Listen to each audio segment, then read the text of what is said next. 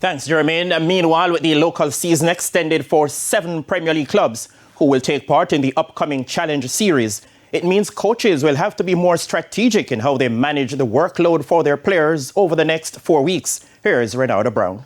With the 2 legs of the quarter-final games in the Jamaica Premier League set to be played on May 10 and 13, to be followed by the semi-finals on May 17 and 20, and the super final on May 24, 2 clubs will be forced to play 5 games in 14 days.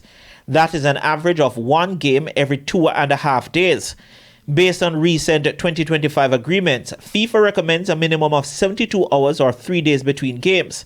It is with this in mind that teams who had secured qualification to the top 6 opted to rest key players for the final set of matches. Head coach of Waterhouse, Javier Einstein, only joined the club in January and had to adjust to the demands quickly.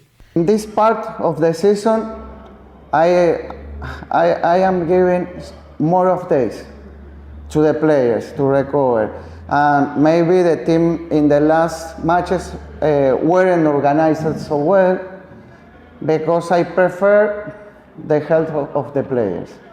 For the top 2 teams in Mount Pleasant FA and Montego Bay United, they have been afforded 11 days off by virtue of qualifying directly to the semi-finals, which start on May 17.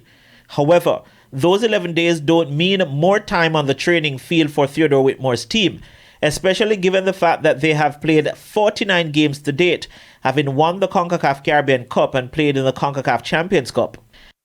As a technical staff, would have sit now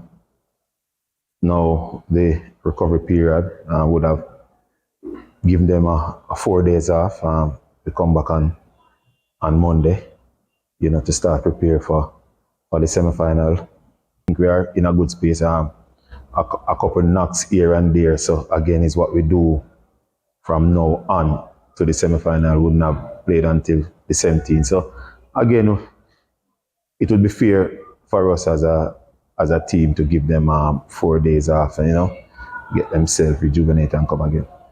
And the season will be extended for 7 Premier League teams with the addition of the Challenge Cup knockout, which will run from May 12 to June 9. Cavalier, Mount Pleasant FA, Montego Bay United, Portmore United, Chaperton Maroons, Arnett Gardens and Malines United have all accepted the invitation to play in the knockout tournament. And even though Premier League teams don't play until the 3rd round on May 26, 2 days after the JPL final, should they advance to the final, it means 4 more games for players. For head coach of Montego Bay United, Xavier Gilbert, clubs may be forced to field weekend teams for the Challenge Cup. We'll have some players that can use if we need to. That's just the reality. And we'll have some youngsters. It's not that you want to degrade the competition or use not your strongest players, but it has been a long and grueling season. And mentally, the players will clock out after the 24th. Mentally, they are preparing for that. And then once that is done, they're going to clock out. You're not going to get the best out of them after that. It doesn't help that the 2026 CONCACAF Caribbean Cup has been brought forward 2 weeks when compared to 2025. The first round of the Caribbean Cup is set to be played between August 4 and 5, compared to the August 19 start last year. Furthermore, the 3rd place team from this year's JPL will contest the CFU Club Shield in Trinidad in July, which is a qualifier for the Caribbean Cup.